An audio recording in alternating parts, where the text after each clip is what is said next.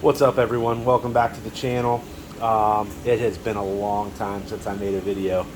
This tank should look very, very different if you've seen any of the other videos. Growth has been crazy, incredible, and basically everything has been kept the same. I have realized that the HANA tester doesn't quite test out at what everything else does, like ICP tests and the Trident tester. So basically, the Trident and the ICP tests will tell me around 8.5. The HANA tests in the low to mid 9s. So I've been keeping it around there. A little bit of a guesstimation because you don't really know who's the most accurate. I mean, ICP test should be, but so basically the HANA tester has been staying in the like 9.25 range, and everything else says around 8.5. I recently did an ICP test after about 2 months or so, and my calcium, after climbing higher than everything else, dropped, and I was all the way down to 408 parts per million on the calcium, which I didn't realize because the Trident wasn't relaying that fact. So I bumped up calcium to around 425, 430 so far. I may get it up closer to 440. It does seem to be dropping pretty significantly. So one thing when you dose kalkwasser, if your tank doesn't consume a lot of calcium, your alkalinity can stay where you're trying to keep it and calcium will rise. But I think now I'm to the point where, as you can see, there's just a ton of acropora growth in this tank, and my calcium's going down fairly quickly, even with really heavy kalkwasser dosing. My nitrate went down to around 5. I like to keep it somewhere between the 5 and 10 range. And my last ICP test showed phosphate at around 0.01. And the HANA checker, last time I checked, it pretty much always reads 0.09. So that's kind of where I'd keep stuff, 0.09 on the phosphate, and between 5 and 10 on the nitrate. I do have a little bit of cyanobacteria in this tank, which it doesn't really bother me. I don't know if I had it in the last video, but I did get a Diamond Watchman Goby, and he does a great job of cleaning up the far half of the tank as far as the sand bed goes.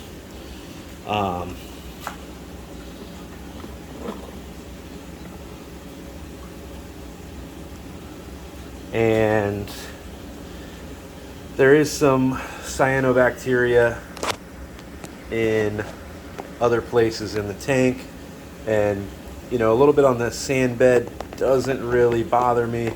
On the rocks, when it starts to get too bad, I basically blow it off, and that's all I really do about that. I know a lot of people will tell you to use ChemiClean, and I've never used it. I've never used any of those chemical fixes for cyanobacteria. It's always kind of come and gone. Honestly, this is probably one of the longest lasting bouts of cyanobacteria in this tank. It just hasn't gone away. It's just always there, but doesn't really bother me. Just got to make sure that it doesn't climb up over your corals and stuff.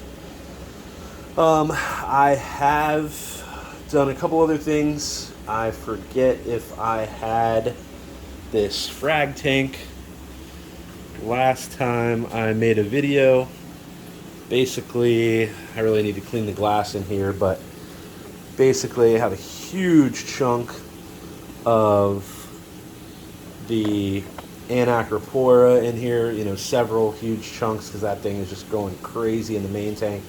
And then I've got some frags in here. I've got worldwide coral yellow tips. I think it's Pac-Man, or Mrs. Pac-Man is the pink one with the yellow tips. The Princess Peach, TSA Princess Peach, TSA Dan Aykroyd, TSA Bill Murray. So I'm ready to start selling some frags. So if anybody is interested, you know, talk to me in the comments, and I will put together a frag pack and ship it out to you if you're interested. I may start trying to post up some frag packs on Reef to Reef, just to get some, you know, supplemental income. I have also definitely haven't showed that since the last video.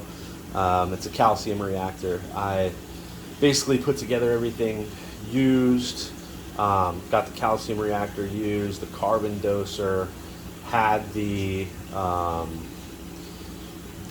pH meter. That is a Milwaukee pH meter.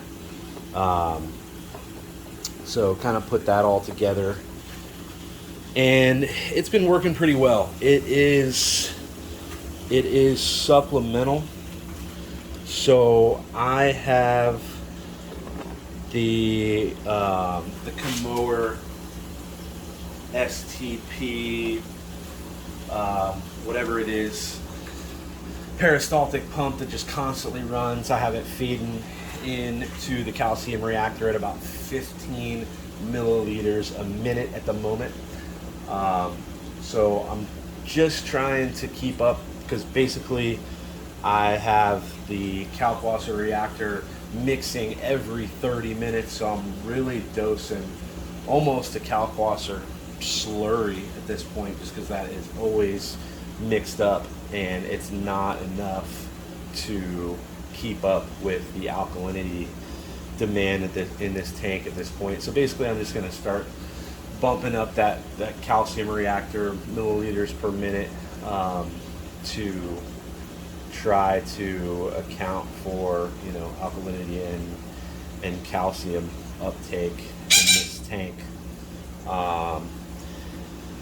And let's see what else is new. I did lose some fish. I guess actually maybe only one. I had one of my blue spot jawfish jump out through the gap in the top on this tank, and found him on top of the screen. Unfortunately, you know, I've heard all the stories of people being able to bring their fish back to life even though they're all dried up and everything. So I tried and tried, but he didn't end up making it, unfortunately. Those fish have a lot of character, a lot of personality. So I'm down to one of those in this tank, and I believe they were a male and a female, because one of them would get real big and have eggs in its mouth from time to time. But of course, no viable babies ever popped up. And yeah, I've got this auto feeder here I've probably talked about in the past.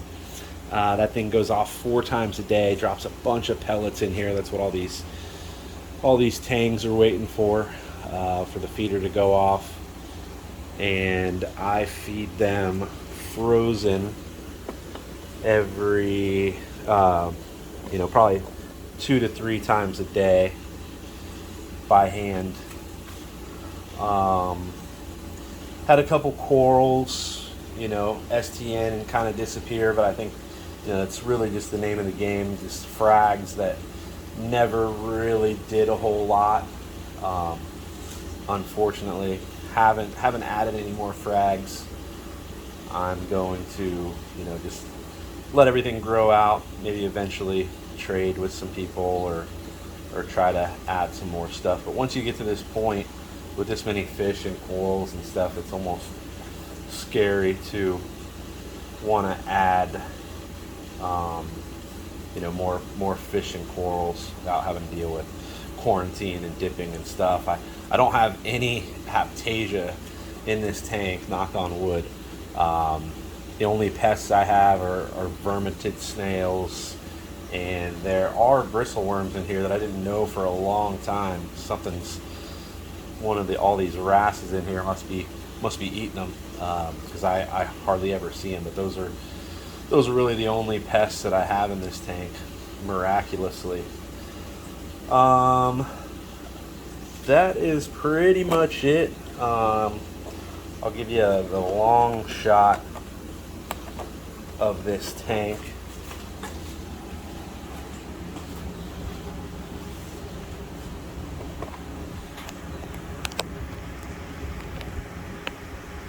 Oh yeah, I have added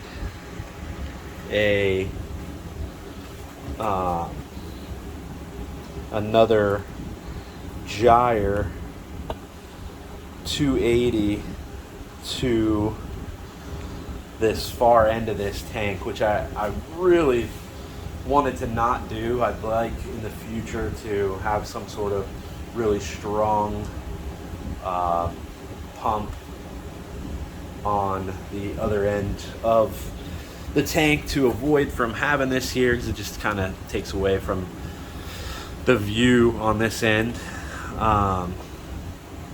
But with all the growth, I just felt like I needed the extra flow in here.